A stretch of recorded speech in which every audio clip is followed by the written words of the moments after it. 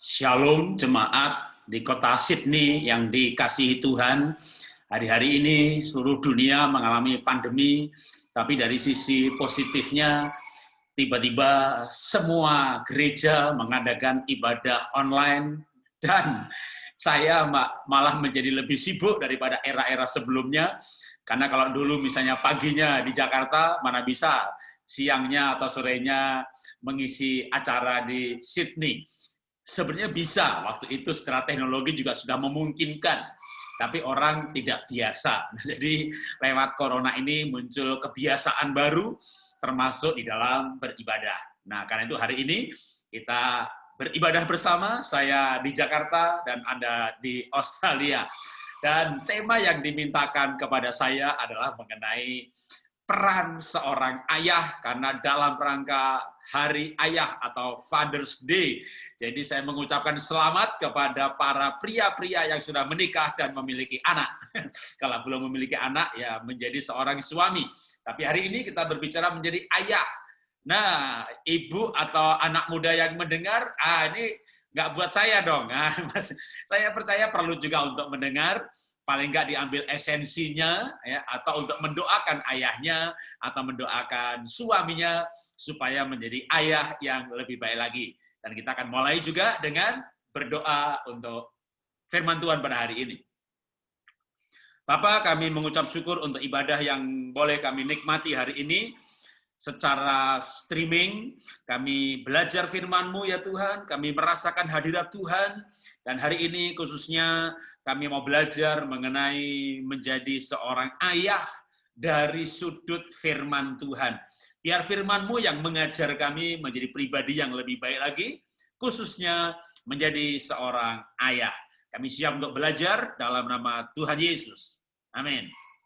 Nah, pelajarannya supaya sistematikanya runut, ya, saya akan sampaikan PowerPoint-nya. Jadi saya akan share screen ya, sendirian, ini ya direkam dengan Zoom, tapi saya langsung share supaya tidak usah diedit lagi, dikasih insert-nya, tapi sudah langsung ada menjadi satu di sini.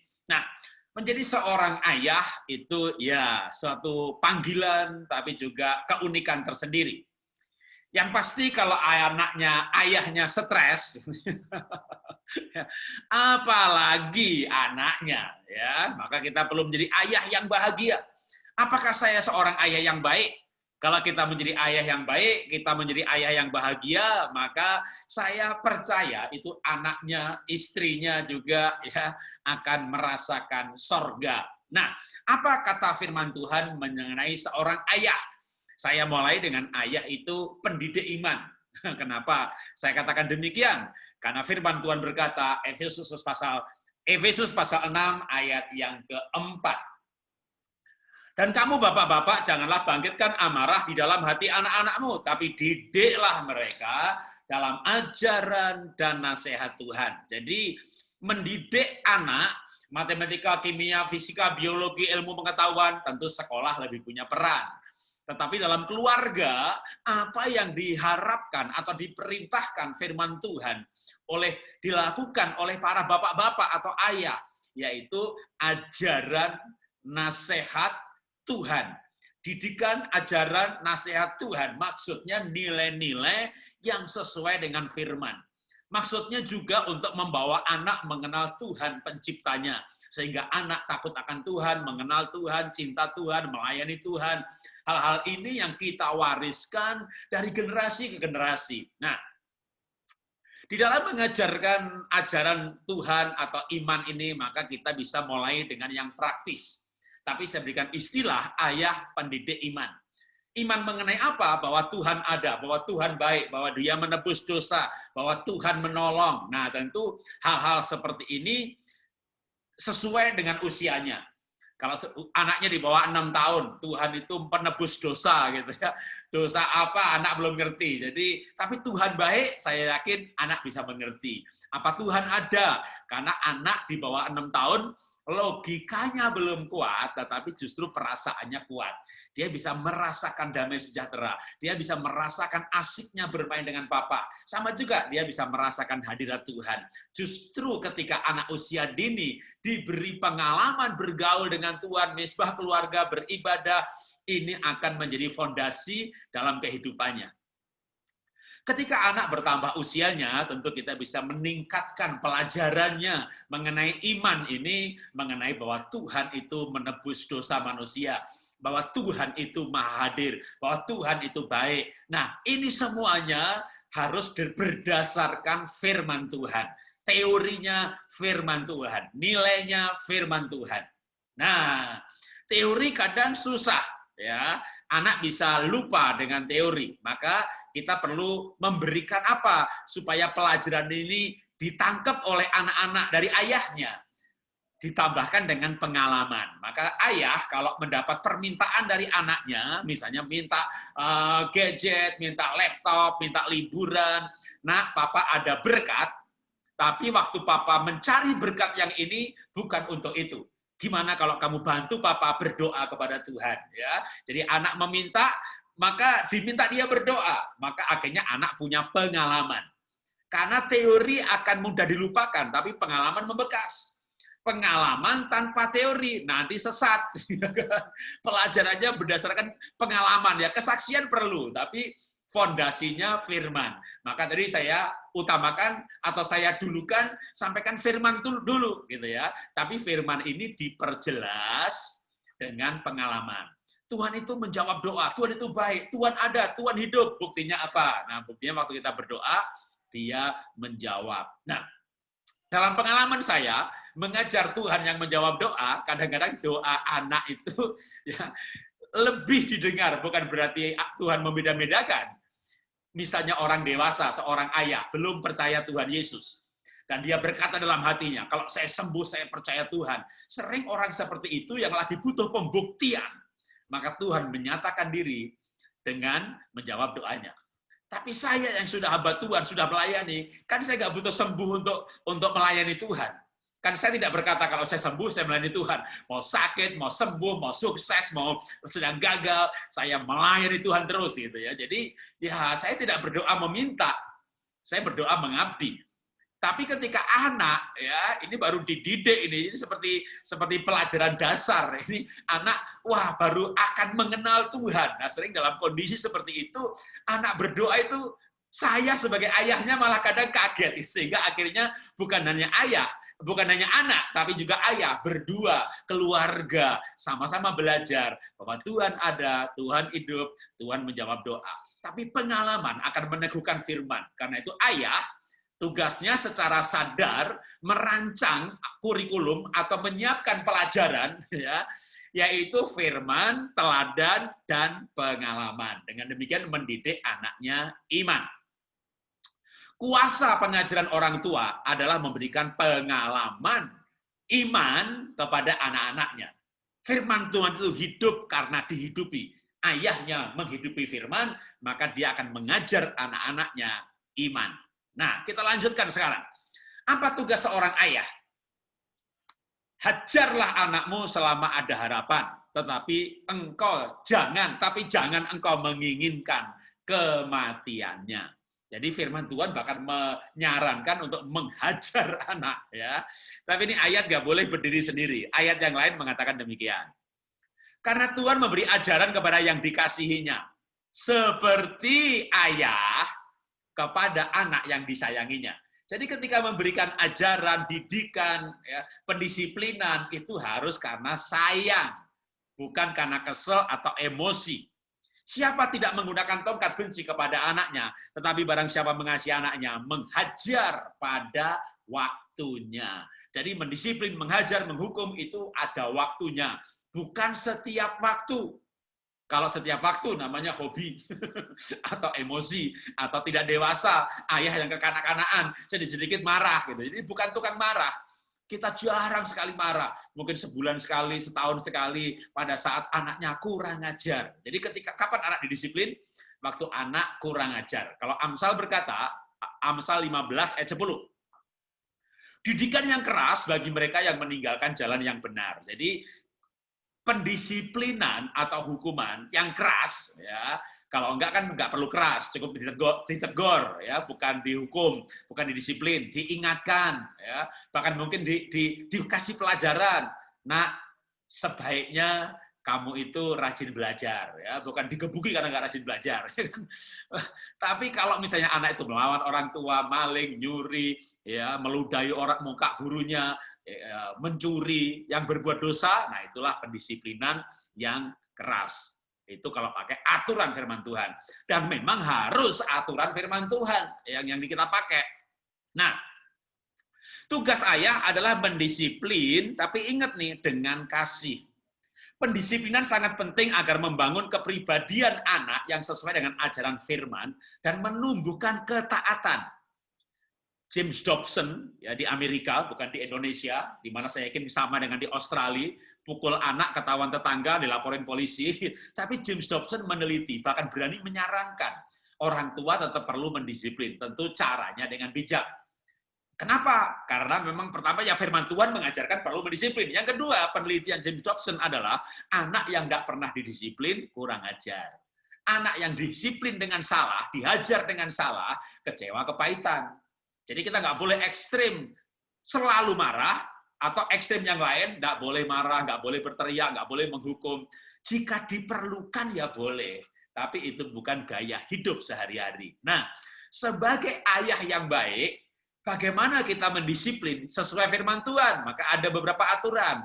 Di antaranya, ya.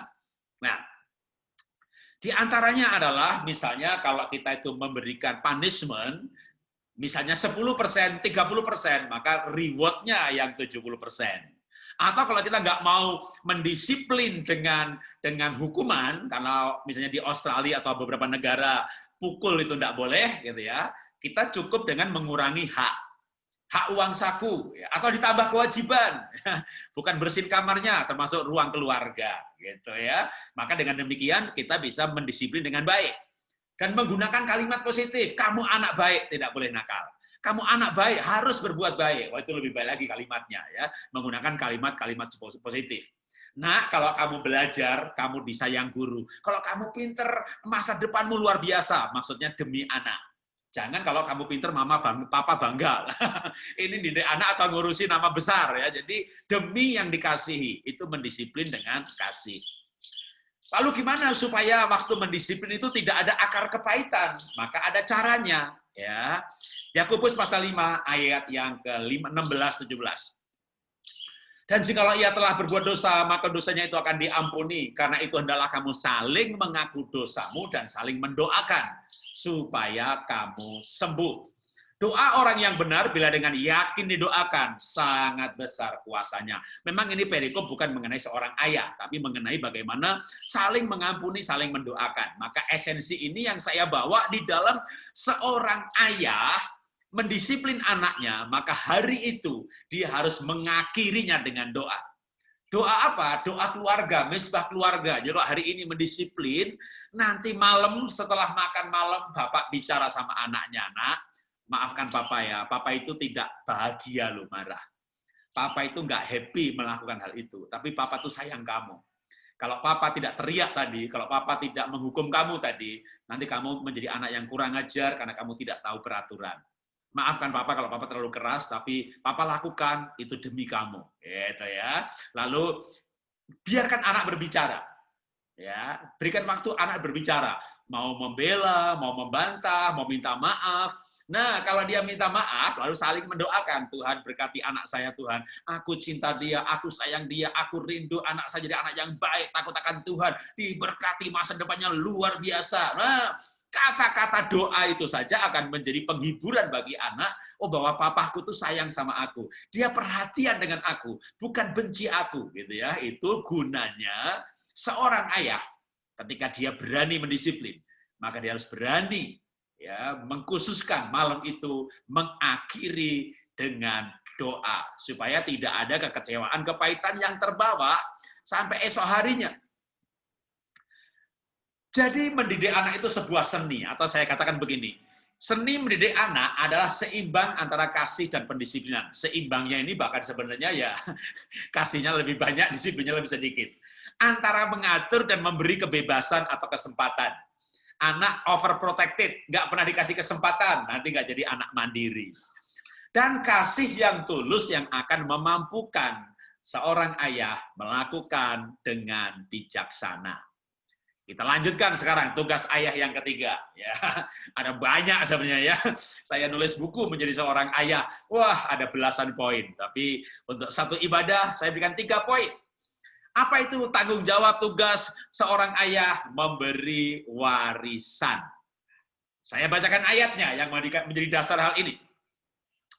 Amsal 13 ayat 22. Orang baik meninggalkan warisan bagi anak cucunya, tetapi kekayaan orang berdosa disimpan bagi orang benar. Nah, jadi orang yang baik itu meninggalkan warisan bagi anak cucu. Tentu orang di situ adalah laki-laki, ayah, ya. Lalu apa dong yang perlu kita wariskan? Ya, properti boleh, saham boleh, perusahaan boleh, emas boleh, ya. Mas Jarot. Saya orang miskin yang merantau ke Jakarta. Lalu saya membuka bisnis, buka usaha, namanya IVA. Wah, berkembang luar biasa, Tuhan berkati luar biasa. Kami sempat punya pegawai 300-an orang, stokis di 230-an kabupaten, omset puluhan miliar tiap bulan. Saya punya impian, nanti ini sahamnya akan saya wariskan kepada anak saya. Anak saya sekolah bisnis luar negeri, nanti bekerja dulu cari pengalaman sama orang lain, pulang Indonesia, perusahaannya didigitalkan. Wah, supaya menjadi perusahaan turun-temurun. Gitu. Anaknya belum pulang ke Indonesia, perusahaan saya sudah bangkrut. Tahun lalu kami tutup usaha. Perusahaan yang tidak pernah kami bayangkan akan tutup. Karena multi produk. Kalau sepatu nggak laku, kan tasnya laku. Tas nggak laku, kosmetiknya laku. Kosmetik lagi sepi, batiknya laku. Jadi kami produknya macam-macam. Bahkan gudang kami itu 2 hektar. Kantor kami 8 lantai. Satu lantainya 1.800 meter. Kami sudah berkembang menjadi perusahaan nasional. Yang saya pikir ini bisa diwariskan gitu ya. Ya puji Tuhan kalau Bapak Ibu bisa mewariskan perusahaan.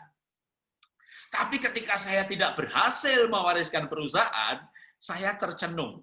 Dalam arti Tuhan, kalau gitu apa yang lebih penting daripada perusahaan untuk saya wariskan kepada anak saya?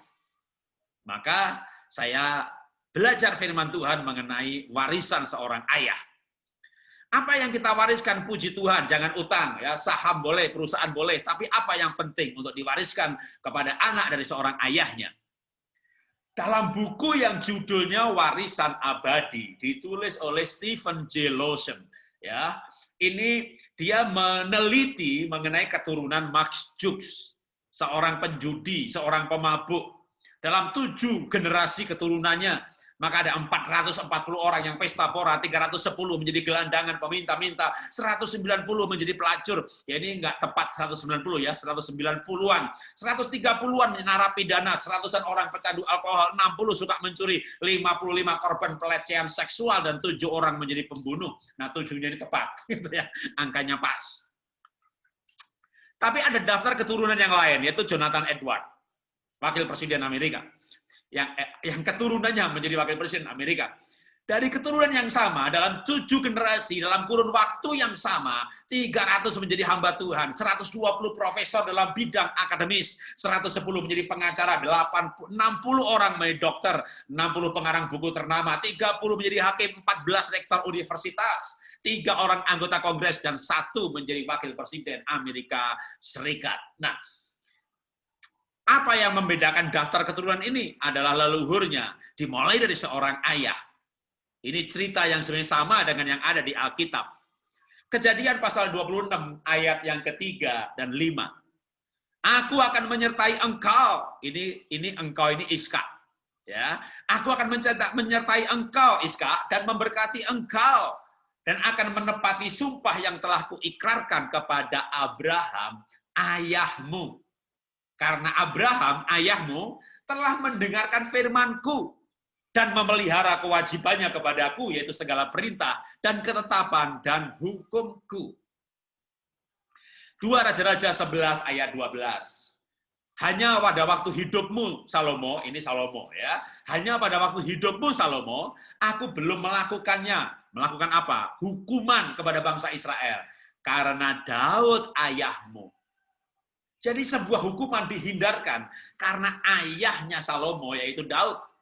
Dan anak cucu diberkati karena ayahnya, yaitu Ishak diberkati karena Abraham ayahnya. Jadi sebenarnya kalau kita ini punya kehidupan yang sungguh-sungguh mencintai Tuhan, itu adalah warisan ilahi. Ketika saya mendapat cerita ini, saya berkata, Tuhan, saya gagal mewariskan perusahaan. Tapi saya percaya saya sudah mewariskan sebuah kehidupan kepada anak-anak saya. Ketika saya menjadi seorang ayah, seorang laki-laki, seorang suami yang takut akan Tuhan, yang setia melayani Tuhan, yang sebisa mungkin menjaga dalam kekudusan, dan kalau toh tergelincir, segala minta ampun dan kembali ke jalan yang benar. Saya menjalani kehidupan untuk berkenan kepada Tuhan, mencintai Tuhan. Maka saya percaya itu membuat jalur keturunan saya seperti jalur keturunan Abraham. Jadi ketika seorang laki-laki, seorang ayah hidup bergaul dengan Tuhan, Nuh bergaul dengan Tuhan, keluarganya diselamatkan. Karena itu kalau kita hidup bergaul dengan Tuhan, itu adalah peran ayah, tugas ayah, yang dengan demikian membuat anak cucunya diberkati. Bukankah ini warisan yang harusnya kita berikan kepada keturunan kita? Selain memberikan warisan jalur berkat, maka sebenarnya waktu kita usaha diberkati, kita rajin, kita mewariskan kerajinan.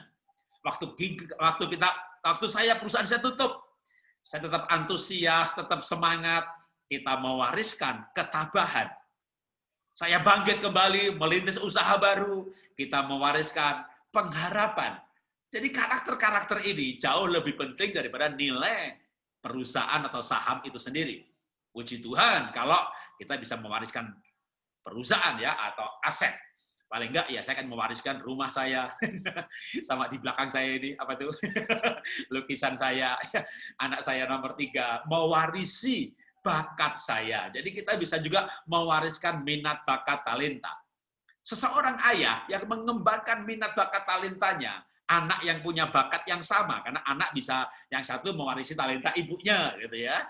Tapi ketika kita menghidupi talenta kita, nanti salah satu anak kita akan terpicu, ya. Maka anak saya nomor 3 melukis kayak saya.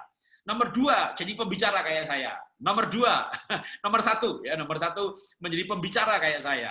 Nomor 2, nah kayak mamahnya. Jadi orang tua yang menjalani talenta, minat, bakatnya dengan antusias, mengembangkannya, itu pun juga mewariskan, dan minat, bakat, talenta itu melekat dalam diri anak. Uang, saham, perusahaan, kekayaan, kalau nggak ditambah dengan karakter, habis. Tapi karakter, minat, bakat, talenta, potensi diri yang diwariskan, anaknya bisa bikin perusahaan baru yang lebih milenial, yang lebih diberkati, dia bisa bekerja dengan orang lain, atau di perusahaan, nanti menitis usaha sendiri. Artinya yang kita wariskan adalah kehidupan. Karena itu saya akan mengakhiri dengan membaca quote yang tadi sebagai penutup ya, yang sempat saya munculkan ini. Kehidupan kita mempengaruhi generasi selanjutnya. Hidup sungguh-sungguh cinta Tuhan dengan tulus dan murni adalah warisan ilahi. Ayo, jangan menyerah ya. Kita belajar menjadi seorang ayah. Selamat menjadi ayah bagi yang sudah menjadi ayah. Selamat Hari Ayah. Dan juga untuk ibu-ibu, dukung suaminya menjadi ayah yang baik. Anak-anak, hormatilah orang tuamu, hormatilah ayahmu. Ketika Anda menghormati orang tua, maka ayah Anda akan bertumbuh menjadi ayah yang lebih baik lagi. Waktu Anda memberontaknya, dia akan frustasi sebagai orang ayah. Dia akan stres, dia merasa gagal, merasa nggak dihargai. Dan itu juga akan merusak kepribadiannya yang justru membuat tidak bertumbuh menjadi seorang ayah. Maka pada Hari Ayah ini, mari kita berikan apresiasi, penghargaan kepada para ayah. Berikan mereka ucapan selamat, berikan mereka penghargaan, doakan mereka, supaya dengan demikian para ayah hari-hari ini bisa mengenal panggilannya, mengenal tugasnya, dan menjalankannya dengan bahagia. Mari kita berdoa. Bapa, kami mengucap syukur buat hari ini, kami belajar firman-Mu mengenai seorang ayah. Kami berdoa buat para ayah, kami memberkati Tuhan, para pria, kaum pria, laki-laki, para bapak, untuk mereka bisa menjadi wakil Tuhan bagi keluarga mereka. Mereka menjadi ayah yang bertanggung jawab, memiliki tujuan, yang cinta Tuhan, mewariskan warisan yang ilahi. Kami mendoakan para ayah, Tuhan beri kekuatan, hikmat, akal budi pada hari-hari yang sedang susah karena pandemi, ada krisis ekonomi, tapi Tuhan memberikan kekuatan seorang pria, kekuatan seorang laki-laki, kekuatan seorang pemimpin. Kami memberkati para ayah, kami memberkati para ibu menjadi penolong para ayah, kami memberkati anak-anak untuk menghormati para ayah, kami memberkati para keluarga-keluarga menjadi keluarga yang bahagia. Bahagia karena menegakkan dan menjalankan nilai-nilai firman Tuhan. Terima kasih Bapak, terima kasih Bapak. Kami mencintai firman-Mu, kami mencintai hukum-hukum-Mu. Dengan firman-Mu, nilai-nilai firman-Mu kami hidup dan kami diberkati. Terima kasih Bapak. Dalam nama Tuhan Yesus kami berdoa mengucap syukur. Haleluya. Amin. Tuhan memberkati, selamat beribadah, dan sekali lagi, selamat Hari Ayah. Tuhan memberkati.